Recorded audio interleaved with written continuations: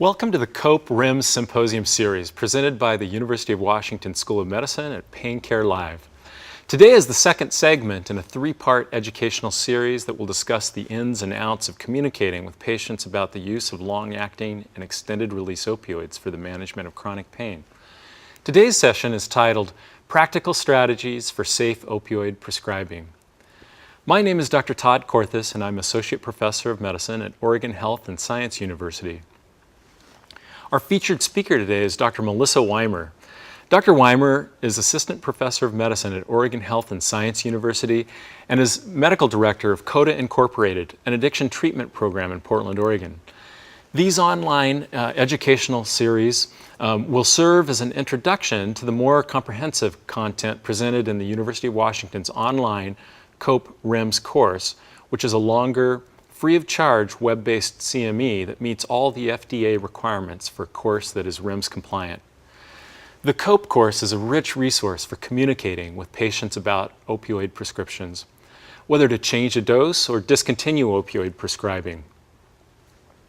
COPE offers video vignettes that model patient-provider communication. We'll provide you with the information on accessing the University of Washington's COPE-RIMS course throughout today's session. Today's session is an interactive program that allows us to take real-time questions during the presentation. I encourage all of you to send us your questions anytime by typing them in the box located at the lower left-hand side of your screen. And now I'll hand the program over to my colleague, Dr. Melissa Weimer. Great. Thank you, Todd, and thank you everyone for joining us today for this important talk. So today I'm going to be talking about practical strategies for safe opioid prescribing. As Todd said, I'm an Assistant Professor of Medicine at Oregon Health and Science University, and in my capacity there, I serve as a primary care provider and I treat multiple patients who have chronic non-cancer pain, and for many of them, I address this issue of chronic opioid therapy directly. For our talk today, we will be discussing the problem of chronic opioid therapy when used to treat patients with chronic non-cancer pain. We'll discuss specifically the COPE-RIMS approach, which is a focus on communication with patients for this potentially difficult interaction. Today, I'm also hoping to give you some practical strategies to safely prescribe opioids within your practice, and you may be able to even use some of these within your practice tomorrow. As Todd said, COPE is for prescribing providers of chronic opioid therapy, and it is FDA RIMS compliant. Today we're going to start with a case. This is a real-life case within my practice, and it's Mr. Smith. So Mr. Smith is a 35-year-old man. He's new to your practice, and he tells you that he is otherwise healthy, has no other chronic medical conditions. He tells you that for the last year he's been dealing with chronic, non-specific, moderately severe right upper quadrant pain. He has not found a treatment or a reason why he has this pain in the year that he's been struggling with it. In reviewing his medical history, additionally, you find out that he does have a very strong family history of alcoholism in his father, but he tells you that he has no personal history of any substance use or alcoholism. In reviewing the prescription drug monitoring program and his previous records, you discover that he has had multiple emergency department visits for chronic pain related to this right upper quadrant pain. And he has subsequently received multiple refills for extended release morphine when he's gone to the emergency department. He's very troubled by the impact that this pain has had on his life, and he's now finding that it's more difficult for him to complete his daily activities, including going to work. So let's talk a little bit about the problem of chronic pain. I think many of you already know what the problem of chronic pain is within your practice, but this really started in the 1970s. So pain has historically been undertreated and always focused on a chronic disease as the cause of the pain. So pain treatment has really been focused on addressing just that disease and not actually addressing the pain and the other multifaceted experiences that patients have when they suffer from chronic pain.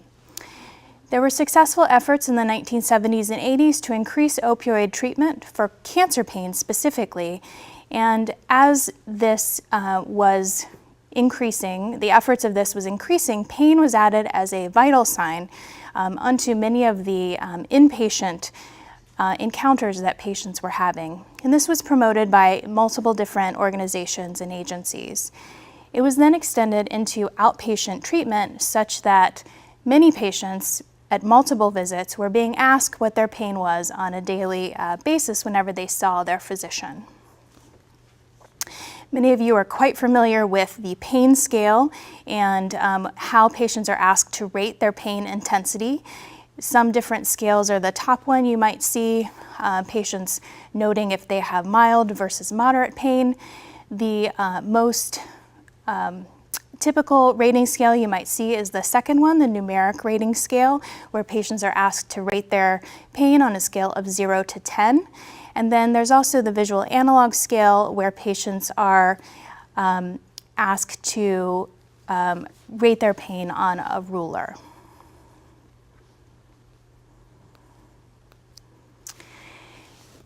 As pain became more of an issue that we were addressing within our practices on a daily basis, asking patients about their pain, we started to think maybe opioids would be the answer to this chronic pain problem. And we were thinking, if pain was treatable for cancer pain, why not use it for chronic non-cancer pain? And there were certain sentinel papers in the 1980s that expressed that pain might be best treated, non-cancer pain, by chronic opioids. Such that in the mid-90s, opioids actually became a standard part of practice. And it was promoted by the American Pain Society and the American Academy of Pain Medicine in 1997. Additionally, in the 1990s, there was the passage of the Intractable Pain Act that allowed chronic opioid therapy to be prescribed for chronic non-cancer pain without any limits on dose or duration of treatment. So, despite opioids becoming more of a standard of practice, do we have any evidence to suggest that it's actually effective for chronic non-cancer pain? So there have been 26 randomized controlled trials that have shown that for chronic non-cancer pain, opioids are on average about 30% effective compared to placebo. So patients who take opioids for a period of time are generally able to experience about a 30% improvement in their pain level. It's important to note that many of these, if not all of these randomized trials, were done on a very short-term basis. So they were not done for years or months that many of our patients have been receiving chronic opioid therapy.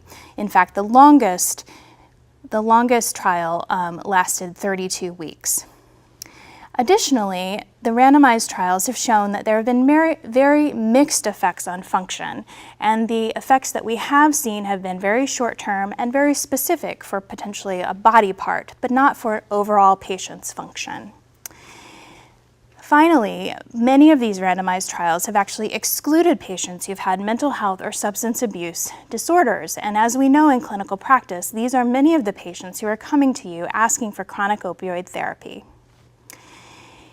There have been some open-label follow-up studies that have been done for longer periods of time, and these have actually shown that many people actually discontinue their opioids over time due to lack of efficacy and side effects.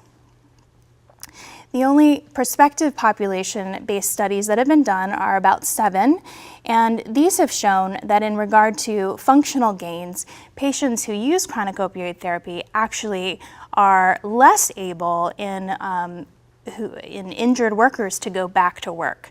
So we have some data to suggest that opioids are minimally effective, and they may in fact impair functional gain.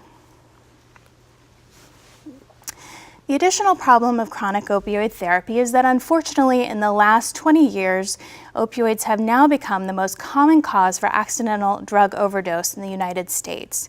It's the fastest growing form of drug abuse and now exceeds cannabis as the #1 drug that patients are starting if they are to use a substance of abuse. We are finding